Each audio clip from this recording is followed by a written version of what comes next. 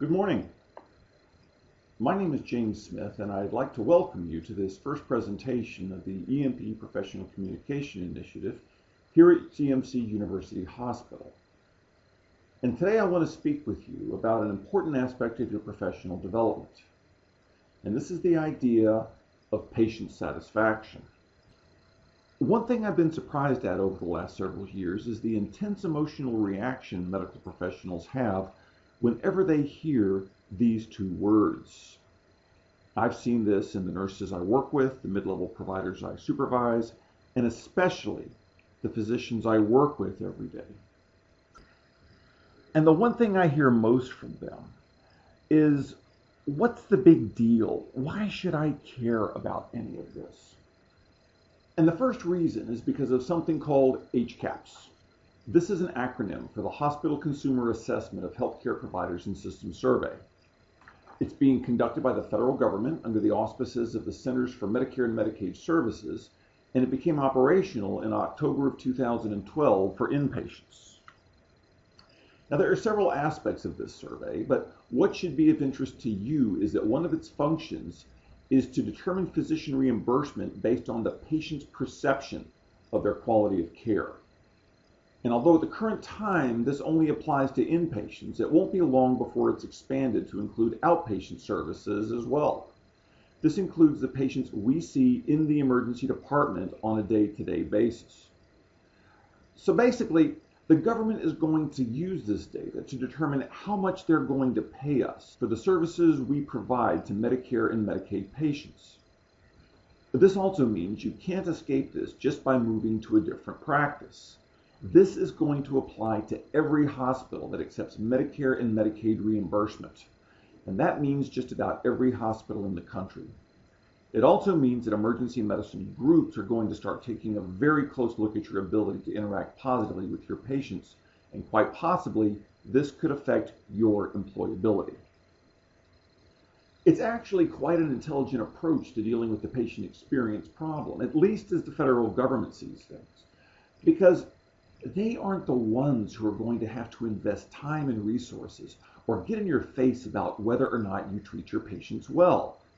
They just simply aren't going to pay you or the hospitals as much as they otherwise would. Instead, they know that the hospital administrators will care because it's going to affect their bottom line, and they are going to be the ones who will put the screws to you. But there are other reasons why you should view this as important. Now, I'm very fortunate in that throughout my years of practice, I've never been sued, but I've known people who have been. Now, that doesn't mean I've practiced perfect medicine. Goodness knows I've made my share of mistakes. But what I've seen is that you can do everything medically correct and still find yourself seated at the defendant's table of the courtroom. The observation I've made is this: patients will forgive you for horrendous errors so long as they believe you've acted in their best interests. On the other hand, they'll also use the legal system to nail you to the wall if they feel you disrespected them, even if you've practiced perfect medicine. Another benefit I've discovered is that by communicating with my patients more effectively, I find myself much happier in my practice. Those of you who know me are aware that I burned out back in 2006 and actually left emergency medicine to seek a career in academic public health. Well, it wasn't long before I became bored with this and returned to my clinical practice, but I was concerned that I would burn out again. I was fortunate in that when I came back, EMP had taken over this hospital's contract, and shortly after I returned, I attended the Patient Satisfaction Academy. By applying the patient communication skills I learned there, I'm happier now than I've ever been, and frankly, I just can't see myself doing anything else.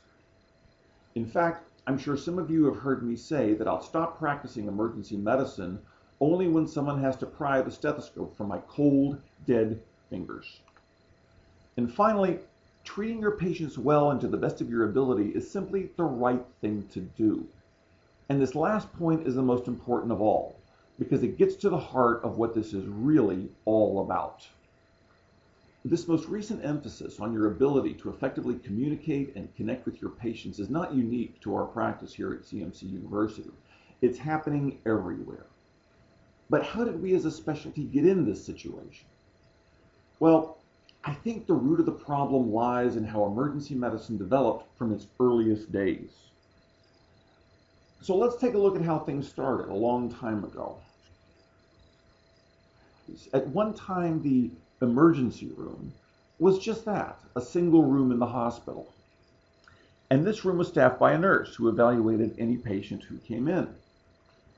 And after their evaluation was finished, they would either call the patient's private physician or contact whatever specialist they felt was necessary and follow that person's instructions.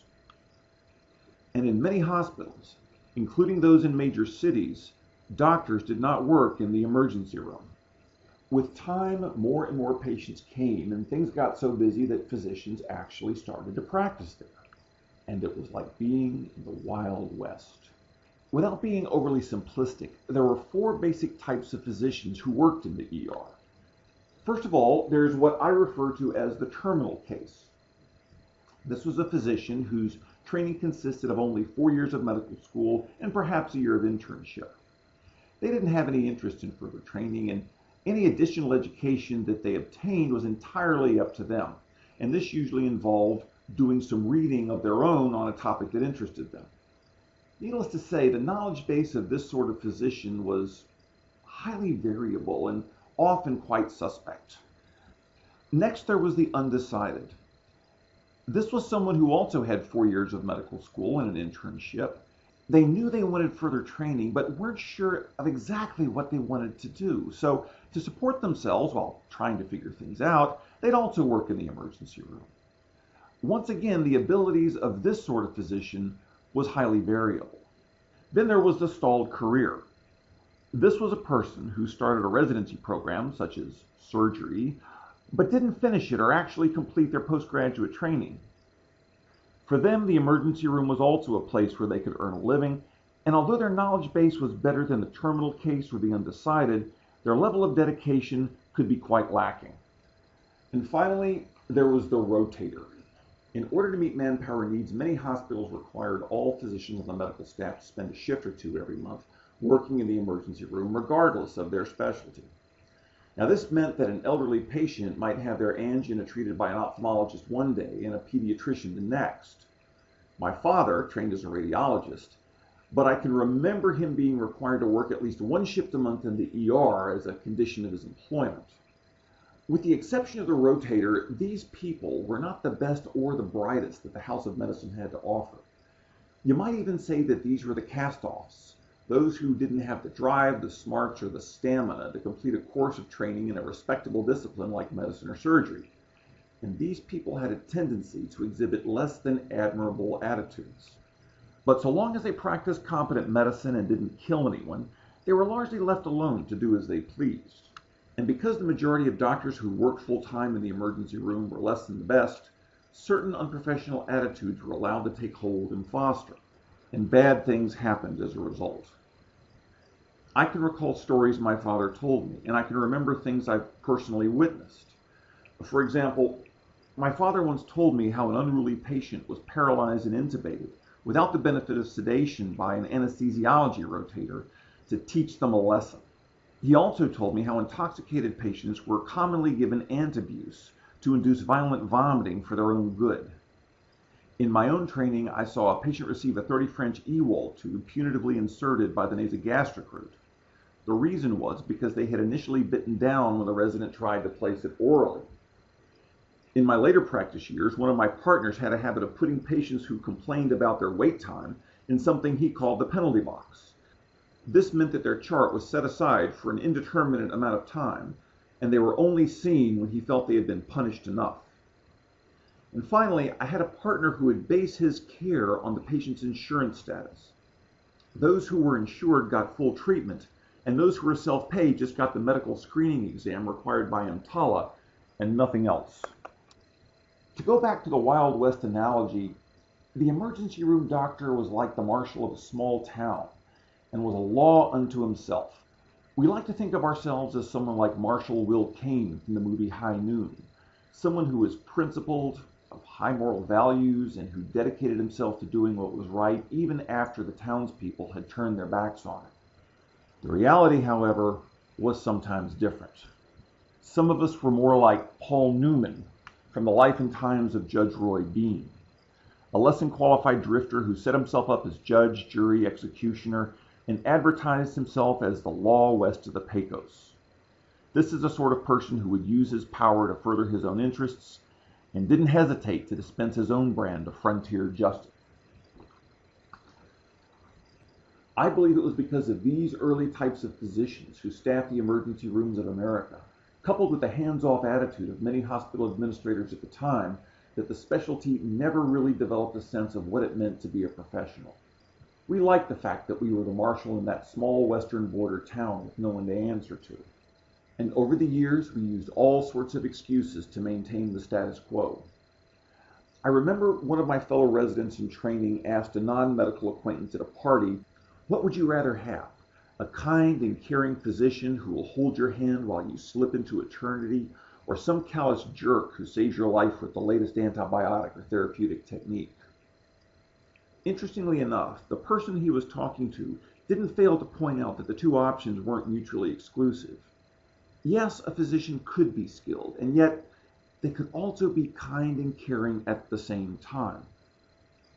Nevertheless, we still pass down many of these behaviors as acceptable to those who followed us during the training process.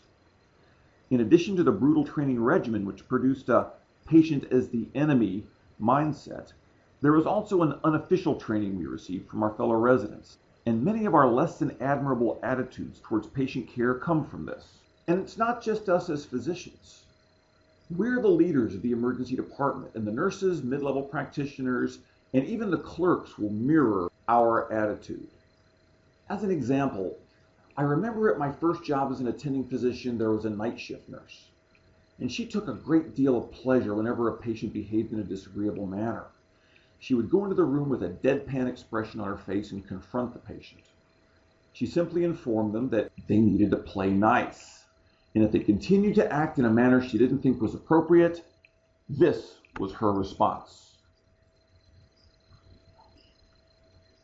We should no longer tolerate this sort of behavior as acceptable. As individual practicing physicians, we need to define what it means to be a professional in emergency medicine and act accordingly. So then, what does it mean to be a professional in the emergency department? Well, at its most basic, we can think of an emergency medicine professional as someone who holds themselves to a higher standard, by their own volition, and seeks to perfect their expertise in all its forms. Now, this is a good general guideline, but let's be a little more specific. First of all, I think we can all agree that an emergency medicine professional is someone who's technically competent and knows what they're doing when it comes to medical practice. This expertise comes through a period of formal instruction during their medical school and residency training, as well as continuing medical education on their own after graduation. Now, if you don't already have such a system in place, I would recommend 2 monthly audio programs. The first is Emergency Medical Abstract, which has traditionally been done by Jerry Hoffman and Rick Bucata, and Emergency Medicine Reviews and Perspectives, which is run by Mel Herbert, one of the faculty at the USC LA County Emergency Medicine Residency Program. A second aspect of professionalism is efficiency. It's not easy to run a busy emergency department, and specific knowledge and skills are necessary. You're fortunate in that EMP offers something called the Efficiency Academy, which teaches these skills. One of the co-founders of this program is our own Dr. Kevin Corrigan, and I highly recommend you take this course if you haven't already. But perhaps the most neglected aspect of what it means to be a professional is that we need to be more effective as we communicate with those we work with. Now, there are 2 groups of people we need to consider here. First of all, there are the consultants and staff. As you know, it can sometimes be difficult to act as a patient advocate and get a disagreeable consultant to come in during the middle of the night. In fact, it can sometimes take a Herculean effort of diplomacy on our part to get these people to act in the best interests of our patients. And finally, there are the patients themselves. These are the people who matter the most, and we should never forget that everything we do is for their benefit. Now, looking back, we can see that technical expertise refers to a professional's ability to practice the science of emergency medicine, while efficiency and communication refer to the ability of a professional to practice the art of emergency medicine. And the focus of this program is going to be on this most neglected aspect of professionalism in our specialty, the ability to communicate and connect with those people we care for. Notice that the words patient satisfaction have not been mentioned, and this is purposeful. You see, it's my belief that an emphasis on patient satisfaction misses the point and that we're putting the cart before the horse. I believe that if we communicate and connect with our patients in an effective and professional manner, they'll naturally be happy with our care. In other words, I view patient satisfaction as nothing more than a surrogate marker of our ability to present ourselves and practice our craft as professionals. And such communication is not hard to do. It's human nature to be intimidated by those things we're not familiar with and don't understand. And most physicians are ineffective at communicating with their patients, not because they're bad doctors, but because they were never taught how to do so during the training. So the purpose of this program is to enhance your development by teaching you the art of communicating and connecting with your patients so you can become the professional our specialty needs. Thank you for your time. If you have any questions or comments about the content of this presentation, please leave them in the comment section so that we can all learn and benefit. So have a good day, and I look forward to speaking with you next month.